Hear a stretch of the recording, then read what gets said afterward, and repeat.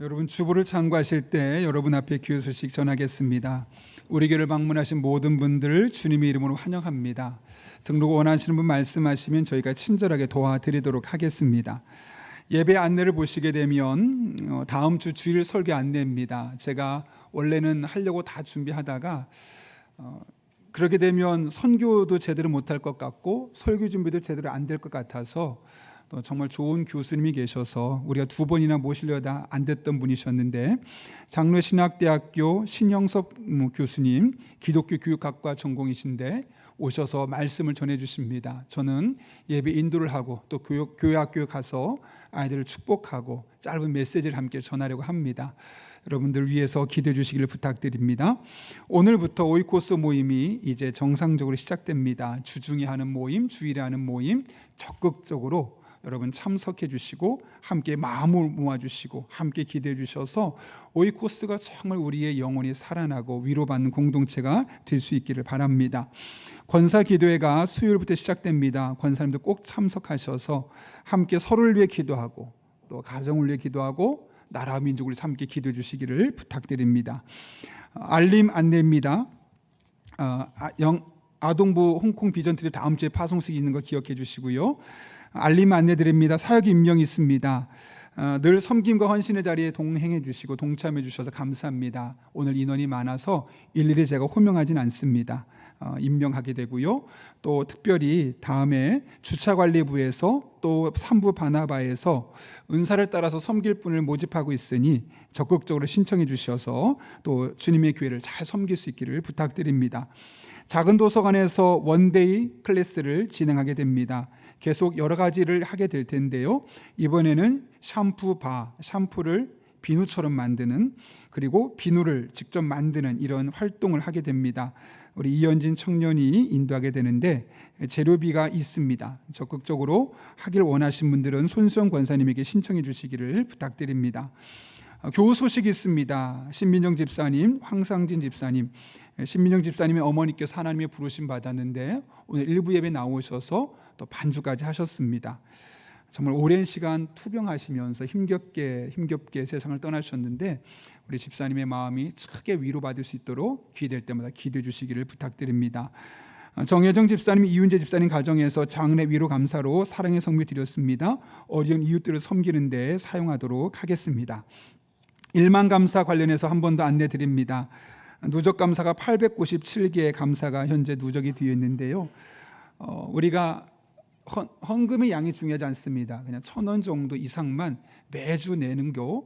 가장 중요한 것은 헌금 봉투에 하나 이상, 감사 제목 하나에도 되고 2개면 2개, 3개면 3개, 그러나 무조건 하나 이상 매주 하나님 앞에 감사 제목을 써서 올려드리는, 그래서 1년 동안 매주 하나님 앞에 감사가 가득한 시간을 함께 보냈으면 합니다. 적극적으로 참여해 주시기를 부탁드립니다. 더 자세한 내용은 주보를 참고하시고 우리 함께 기도하고 하나님 말씀 나누겠습니다. 거룩하신 아버지 하나님, 오늘도 우리를 불러주셔서 함께 예배하게 하시고 말씀 들을 수 있는 은혜 주심에 감사를 드립니다. 선포되는 말씀이 내게 주신 말씀으로 들려지게 하시고 이 말씀이 나를 살리고 나의 삶의 이정표가 되는 복된 시간 되게 하여 주옵소서. 예수님의 이름으로 기도합나이다. 아멘. 우리 한번 앞뒤 좌우에 있는 분, 자주 보신 분도 계시고 오랜만에 보시는 분도 계실 겁니다. 보시고 웃으시면서 이렇게 인사하겠습니다. 하나님의 은혜는 헛되지 않습니다. 이렇게 한번 인사해 볼까요?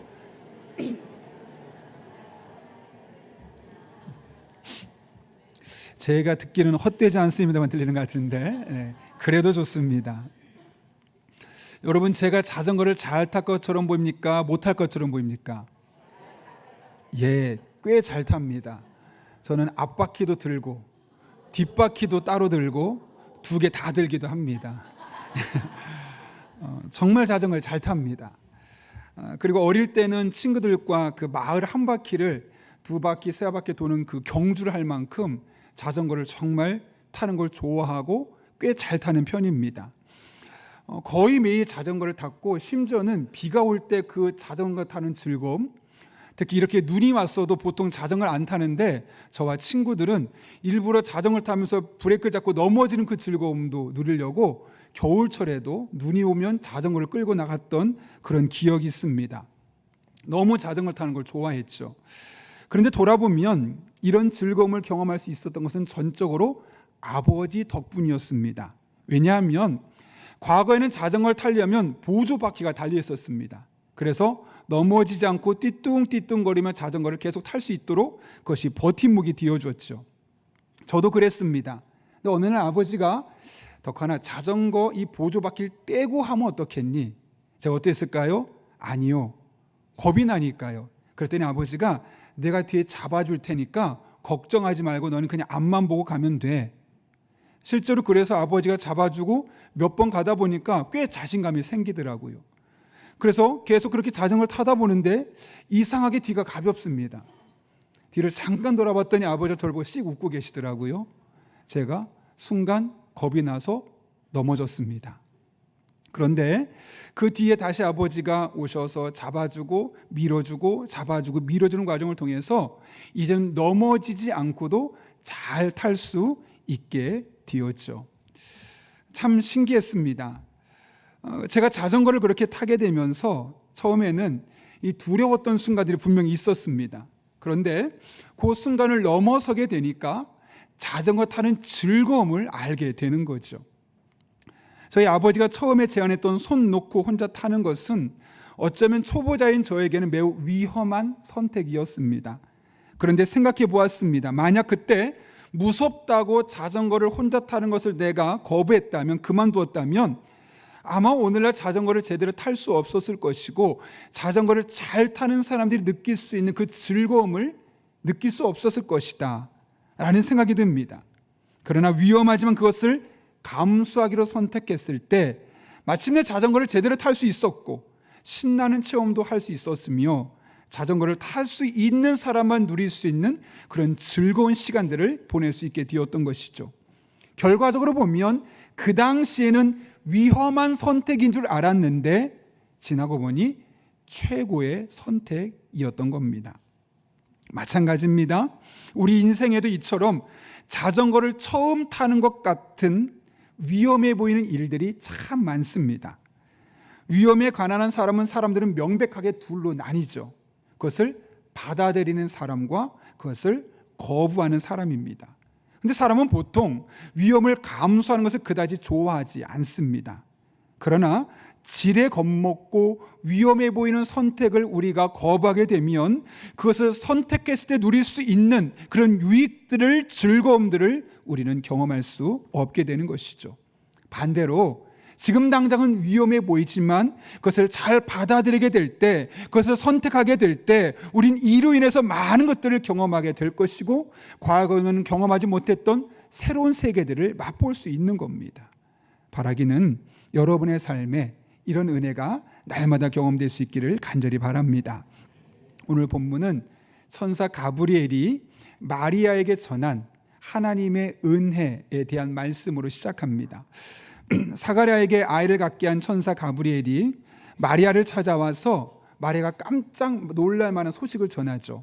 그것은 은혜에 대한 것으로 오늘 본문 읽지는 않았지만 28절과 30절에 이렇게 기록되어 있습니다. 28절을 보면 그에게 들어가 이르되 은혜를 받은 자여 평안할지어다 주께서 너와 함께 하시도다 하니 라고 말합니다. 마리아를 일컬어 너는 은혜를 받은 자야 라고 말하는 것이죠. 30절도 마찬가지입니다.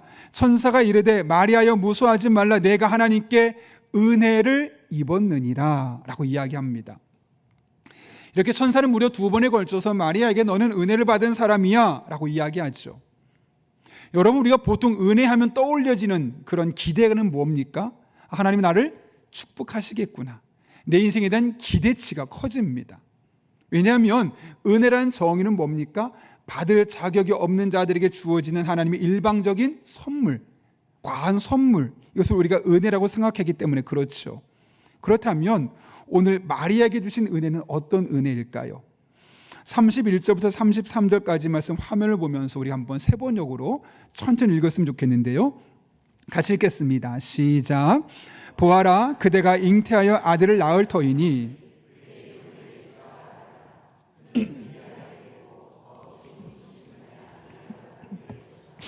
주 하나님께서 그에게 그의 조상 다윗의 왕위를 주실 것이다. 그는 영원히 야곱의 집을 다스리고 그의 나라는 무궁할 것이다. 아멘. 여기 강조되는 표현들을 보십시오. 아들을 낳을 것이다. 그런데 그 아들이 위대하게 될 것이고 그 아들에게 다윗의 왕위를 물려줄 것이며 그 나라는 무궁하게 끊임없이 이어질 것이다 라는 이야기를 하시는 겁니다. 이것은 구약에서 예언된 메시아에 대한 예언과 정확하게 일치합니다. 따라서 이 이야기는 무슨 말이냐면 마리아가 듣기에는 어마어마한 축복이고 말 그대로 은혜입니다. 그런데 여러분 피부에 와닿지 않습니까? 오늘날의 표현을 바꾸면 이런 겁니다. 내가 너에게 아들을 줄게. 그런데 그 아들이 똑똑할 거야. 인정받을 거야. 세계적인 인물이 될 거야. 여러분 그런 이야기를 들으면 어떻습니까? 너무 기대가 되고 감사하지 않겠습니까? 지금 마리아에게 그런 은혜를 주시겠다는 거예요. 일반적인 은혜가 아니라 정말 큰 은혜입니다. 그런데 한편으로는 이게 정말 큰 은혜일까? 표면적으로 보면 그럴 수도 있겠지만 적어도 지금 현재 마리아에게는 큰 은혜가 아니라 매우 위험한 은혜입니다. 현재 마리아가 어떤 상태에 있는가? 성경 27절과 29절을 보게 되면 마리아에 대해서 이렇게 기술하고 있죠. 다윗의 자손 요셉이라 하는 사람과 약혼한 처녀에게 이르니 그 처녀의 이름은 마리아라. 29절은 처녀가 그 말을 듣고 놀라 이런 인사가 어찌함인가 생각하매 라고 이야기합니다. 여러분 이 두 구절에서 마리아에 대해서 어떻게 묘사하고 있습니까? 약혼한 사람입니다. 아직 결혼하지 않은 처녀, 특별히 처녀라는 사실을 무려 3번에 걸쳐서 반복해 강조하고 있습니다. 여러분 약혼은 오늘날 우리가 생각하는 약혼과 약간 그 성격이 다른데 오늘날에는 약혼인데 했다가 마음에 안 들면 얼마든지 파기할 수 있습니다. 쉽게 파혼하고 그것을 가지고 크게 문제 삼지 않습니다. 그런데 이 당시만 해도 약혼은 이혼을 해야지만 정리할 수 있을 만큼 그 구속력이 거의 결혼과 동일했습니다. 이 시기에 두 사람 각자 부모님 집에서 따로 살면서 성적인 관계가 허용되지 않았는데 무려 이 관계를 1년 동안을 지속하고 나서 1년 뒤에 정식 결혼을 하게 되었습니다. 왜냐하면 그 1년 동안 신부가 순결한가 그렇지 않은가를 증명하기 위해서였습니다. 만약 이 시기에 신부가 임신했다, 그것은 그 결혼은 무효가 되는 겁니다. 온 가족은 동네 사람들에게 수치를 받게 될 것이고 당사자는 미쳤다거나 혹은 돌에 맞아 죽기도 했습니다. 그런데 지금 마리아가 어떤 상태입니까? 아직 결혼하지 않은 약혼한 상태입니다. 더군다나 처녀입니다. 그런데 약혼만 했던 처녀가 임신한다. 이게 무슨 말일까요, 여러분? 그녀에게는 이게 은혜가 아닙니다. 만약 이미 결혼해 있는 상태였다면 아기 갖는 거 얼마든지 언제든 가질 수 있으니까 큰 문제가 되지 않습니다. 그러나 지금 약혼까지 받게 하지 않은 처녀 마리아에게 이 은혜는 그의 모든 사회적 신분을 다 잃어버리고 죽음까지도 감수해야만 하는 매우 위험한 은혜였다는 것이죠. 이런 상황에서 보통 우리는 어떻게 합니까? 이 질문이 우리에게 중요한 이유는 우리에게 임하는 하나님의 은혜도 늘 겉으로 보기에 좋아 보이는 은혜뿐만 아니라 이렇게 위험스러운 은혜가 있을 수 있기 때문에 그렇습니다. 특별히 그 은혜의 크기가 크면 클수록 위험도도 훨씬 더 크게 다가오는 법이죠.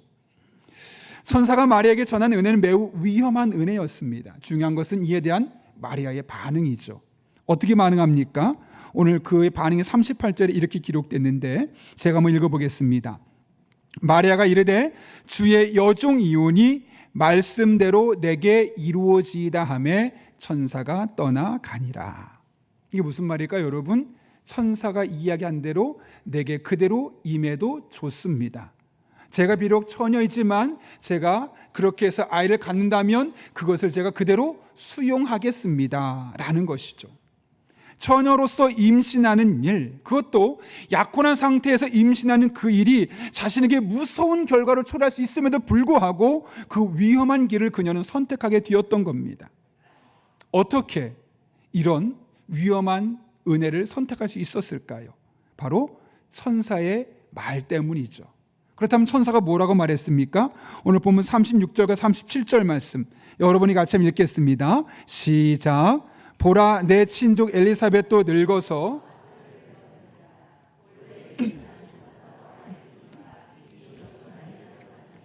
대저 하나님의 모든 말씀은 능하지 못하심이 없느니라. 아멘. 마리아는 이 천사의 말을 통해서 하나님이 어떤 분이신지를 다시 한번 떠올릴 수 있게 되었습니다. 아, 그래, 생물학적으로 나이가 너무 많아서 아이를 가질 수 없었던 엘리사벳, 그녀에게 하나님이 말씀하시니까 아이가 잉태될 수 있구나.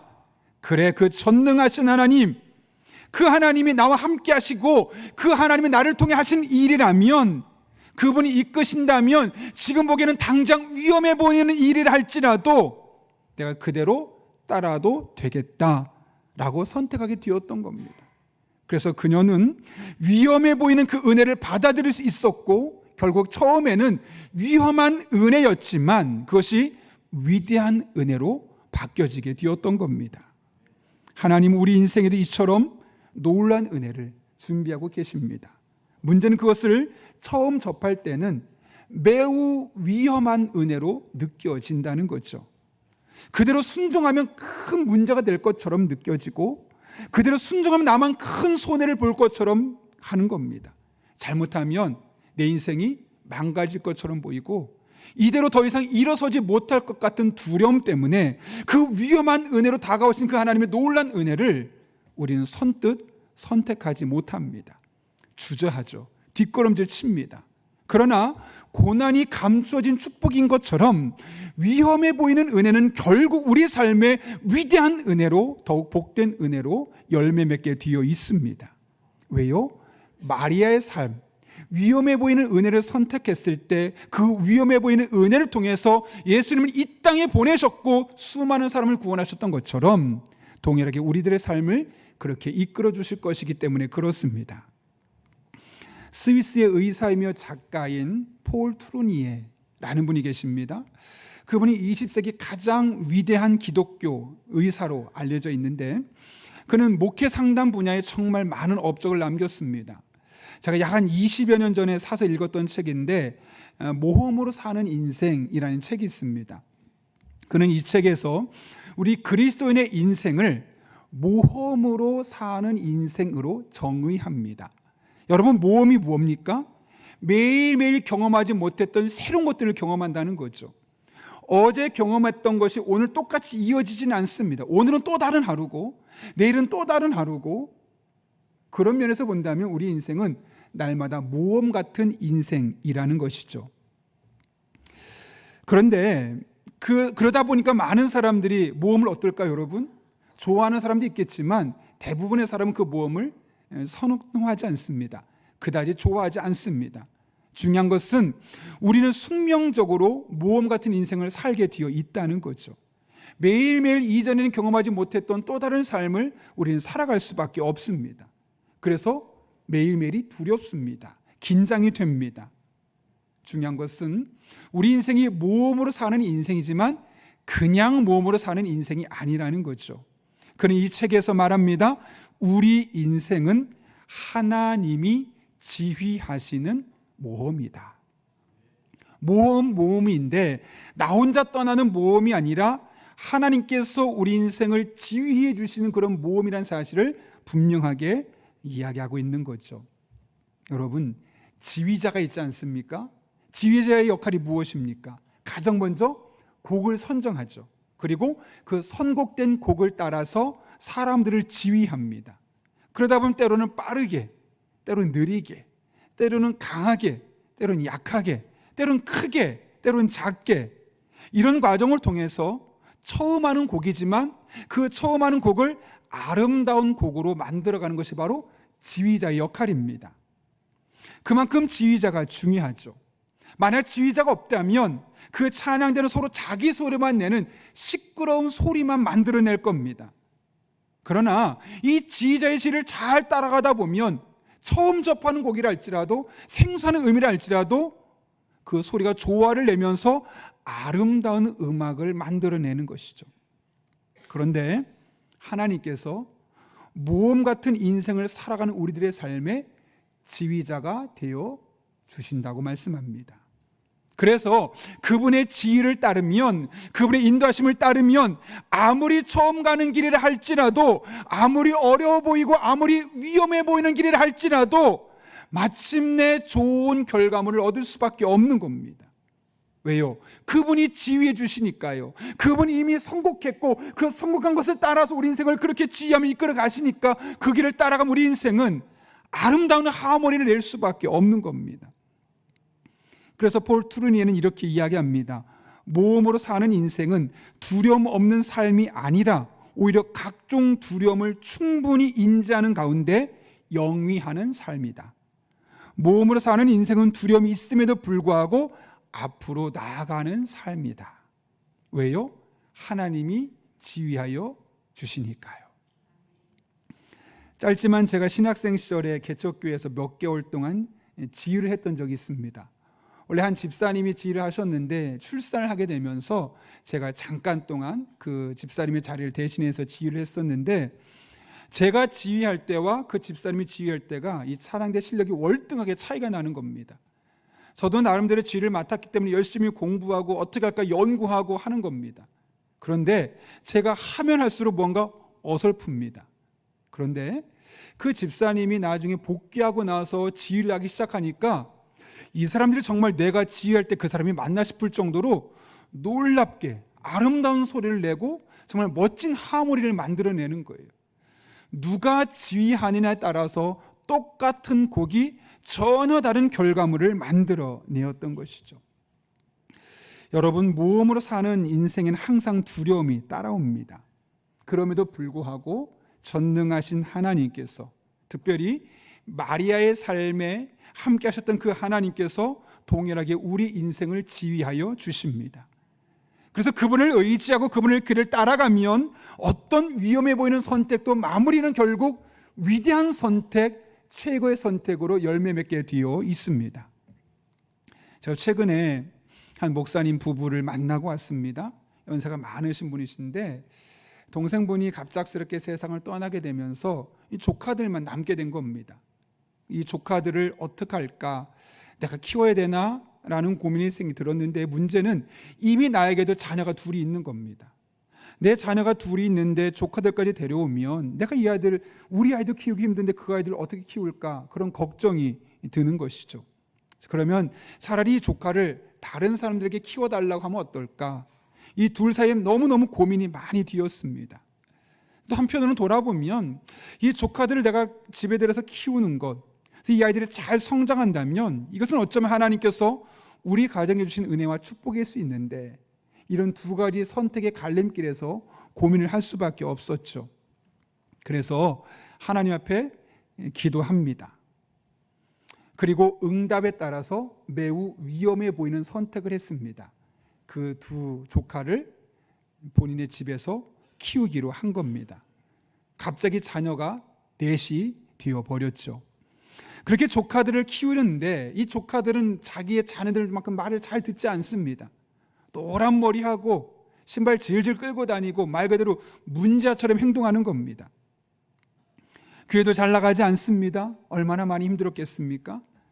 그래도 조카들을 잘 키우고자 하나님께 기도하며 하나님의 지휘를 받고 있었는데, 마침 그때 교회에서 선교팀이 선교를 떠난다 해서 중고등부 학생들을 대상으로 선교팀을 모집하는 겁니다. 조카에게 얘들아, 이번에 정말 좋은 기회인데 꼭 갔으면 좋겠다. 제가 거길 왜 가야 돼요? 그런데 가기 싫어요. 날도 덥고 귀찮아요. 그래서 꼭 한 번만 가자. 설득해서 그럼 큰아빠 큰엄마 말씀하시니까 제가 한번 가볼게요 하고 마침 가기로 결정했습니다. 떠나는 날 조카가 딱 이제 준비를 했는데 기가 막힙니다. 여전히 노란 머리에 슬리퍼를 질질 끌고 바닥을 끌고 다니는 바지에 불량한 사기를 한쪽 걸치고, 이렇게 선교지 가면 어떡하나, 너무너무 마음이 막막한 거예요. 그런데 그 선교팀에 마침 심장이 좀 좋지 않았던 한 학생도 있었어요. 부모님도 그렇고 교역자도 그렇고 야, 너 가지 마라. 심장 안 좋으니까. 동남아 같은데 병원도 좋지 않으니까 이번에 가면 위험할 수 있으니 가지 말아라. 근데 참 신기하게도 그 학생이 아니라고, 제 인생에 이것이 마지막 순간이 된다 할지라도 저는 꼭 선교를 가겠습니다. 그렇게 설득해서 선교를 떠나게 되었어요.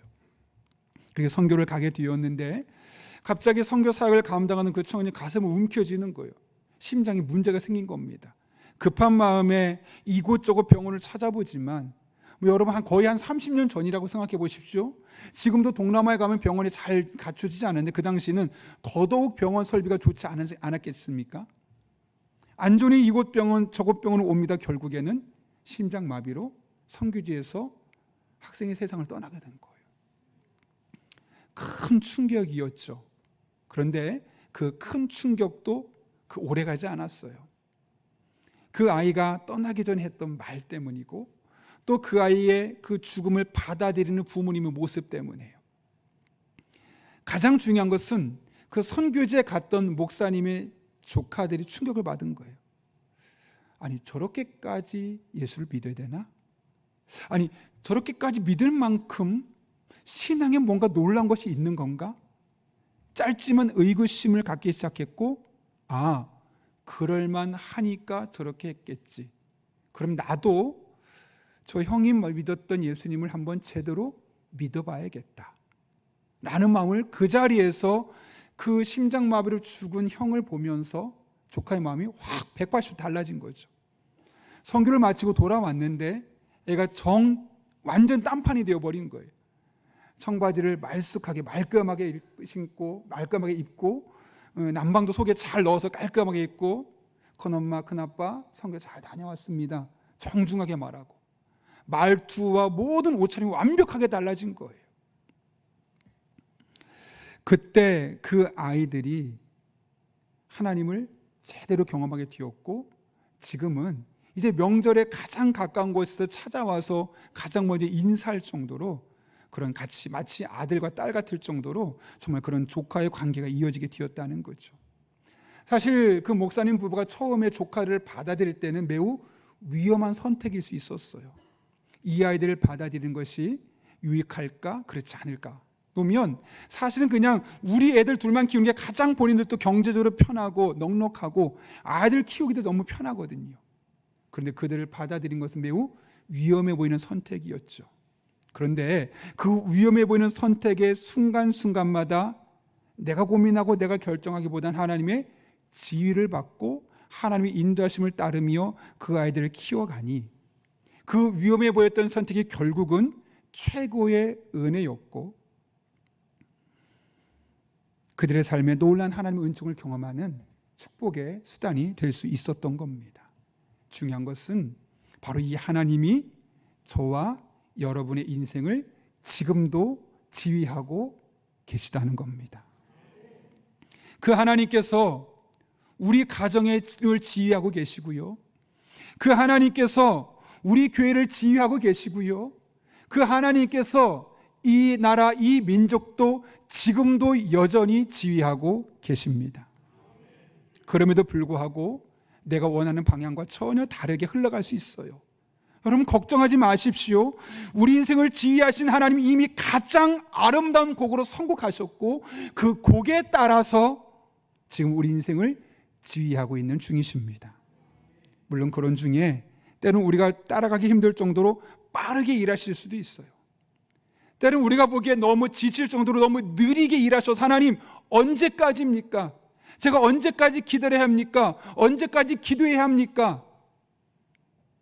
이런 말을 할 정도로 너무너무 느리게 진행할 수도 있어요.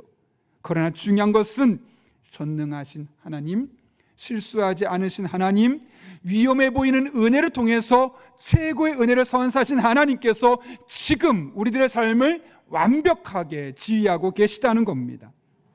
그러니 철저하게 이 하나님을 의지할 수 있기를 바랍니다. 그분의 도우심을 구하며 그분의 지휘에 우리 인생을 맡길 수 있기를 바랍니다. 반드시 여러분의 인생을 가장 아름다운 곡조로 만들어 가실 것입니다. 위험해 보이는 은혜가 가장 최고의 은혜였고 최선의 은혜였음을 여러분의 입술을 통해 간증하게 하실 것입니다. 바라기는 올 한 해 이런 은혜가 저 여러분의 삶 가운데 날마다 경험될 수 있기를 예수님의 이름으로 축원합니다. 우리 함께 기도하겠습니다. 이 시간 기도하실 때 오늘 말씀을 기억하며 하나님 앞에 간절히 기도합니다. 하나님, 우리들의 삶에도 매우 위험해 보이는 하나님의 은혜가 있어 순종하지 못하고 주저하고 뒷걸음질 칠 때가 있습니다. 그러나 이 시간 마리아처럼 내 인생을 이끄시는, 내 인생을 지휘하시는 그 전능하신 하나님 앞에 모든 것을 내어 맡기고 의지하며 나아가오니 우리 인생을 친히 온전하게 지휘하여 주시옵고 우리 인생의 가장 아름다운 곡으로 완성되게 하여 주옵소서. 우리는 기도 제목을 가지고 하나님 앞에 간절한 마음으로 함께 기도하겠습니다. 거룩하신 아버지 하나님, 우리 인생을 돌아보면 매우 위험해 보이는 일들이 많습니다. 이대로 순종하면 나만 손해볼 것처럼 보이고, 이대로 순종하면 문제가 생길 것처럼 보이고, 이대로 순종하는 것이 너무 어리석어 보이는 것 때가 얼마나 많은지 모릅니다. 그러나 우리 인생의 완벽한 곡을 이미 선곡하셨고 그 곡을 따라서 우리 인생을 지휘하신 하나님 앞에 모든 걸 내어 맡기고 그분께 의지하며 그분께 기도하며 나갈 때 우리 인생을 가장 아름다운 곡조로 만들어 주옵소서. 위험해 보이는 은혜가 최고의 은혜가 되게 하시고 최선의 은혜가 되게 도와주시고 우리들 삶의 날마다 이 하나님의 은혜가 경험되고 간증할 수 있도록 하나님 아버지 은총을 다하여 주옵소서. 그렇게 마리아가 만난 하나님이 오늘 우리의 하나님이 되게 도와주시고 그렇게 마리아가 경험했던 하나님이 올 한 해 우리 성도 한 사람 한 사람의 하나님으로 만나지는 놀라운 은혜를 경험하게 하여 주옵소서. 그렇게 하나님 안에 거하는 성도들, 그렇게 하나님과 교흡하는 성도들, 그렇게 하나님의 은혜 안에 머무는 성도들 될 수 있도록 아버지 하나님 은총을 더하여 주옵소서. 그렇게 주님과 동행하길 원합니다. 주님과 그렇게 함께하길 원합니다. 우리 성도 한 사람 한 사람에게 때를 따라 돕는 은혜로 가장 완벽한 도우심으로 함께하여 주옵소서. 그렇게 주님만을 붙듭니다. 의지합니다. 거룩하신 아버지 하나님, 오늘도 우리를 주님 전에 불러주셔서 하나님의 말씀을 통하여 지금 당장은 위험해 보이는 은혜지만 그 은혜를 선택할 때 하나님께서 우리 인생을 지휘하시고 가장 아름다운 작품을 만들어냄을 깨닫게 하시는 은혜 감사합니다. 그 하나님만 의지하며 그 하나님 붙들며 그 하나님께 물으며 우리 인생을 맡길 때 지금 당장은 위험으로 가득 찬 인생처럼 보이지만 하나님 친히 지휘하시고 가장 아름다운 은혜, 가장 복된 은혜, 최고의 은혜로 만들어 주옵소서. 함께 하실 줄로 믿사오며 예수님의 이름으로 기도합나이다. 아멘.